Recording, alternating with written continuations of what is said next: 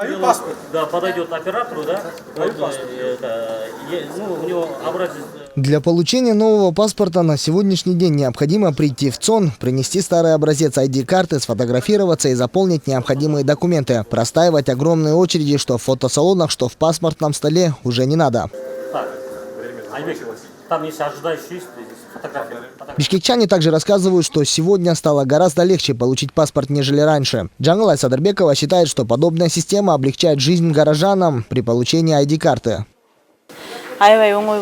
Стало гораздо легче получить документ. Я была прописана в Нарыне. Раньше, чтобы получить документ, было множество затруднений. Сейчас даже ЦОН находится ближе к нашему дому.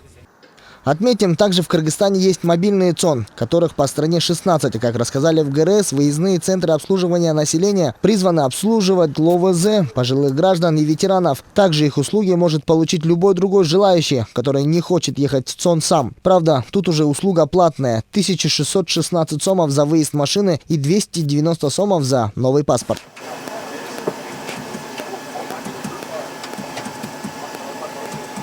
Раньше, чтобы получить паспорта образца 1994 года, необходимо было пройти большинство ведомств и собрать около 10 справок, простаивая в огромных очередях. В 2004 году появились ID-документы, получение которых также было проблематично. Теперь же паспорт можно получить при наличии нескольких справок.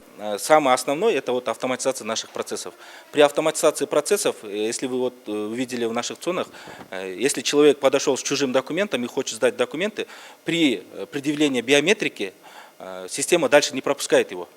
В стране все чаще выявляются факты подделки документов. Внешне они ничем не отличаются от паспортов образца 2004 года. Но вот если использовать специальное световое оборудование, то становится ясно, здесь нет никаких защитных прослоев, которые отсвечивают синим цветом. На основании старых паспортов мы теперь более тщательно начали уже проверять, откуда паспорта, как они были получены. После этого на основании старых паспортов мы уже делаем более такие детальные проверки.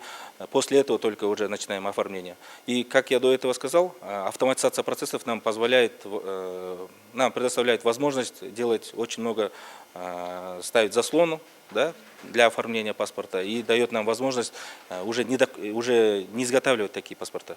В ГРС дали 100% гарантию, что новый биометрический паспорт, который был создан в 2017 году, не подделать. Внутри все компьютеризировано и нет возможности обойти законы. Хотя и множество обещаний было дано, когда внедряли ID 2004 года. В любом случае есть определенные занавесы, по которым подделывать документы или получать их незаконным путем все же будут. В этом году подобных фактов зарегистрировано 2, сказали в ГРС. Достан Касканов, Калыбек Абдумамутов, Нью ТВ.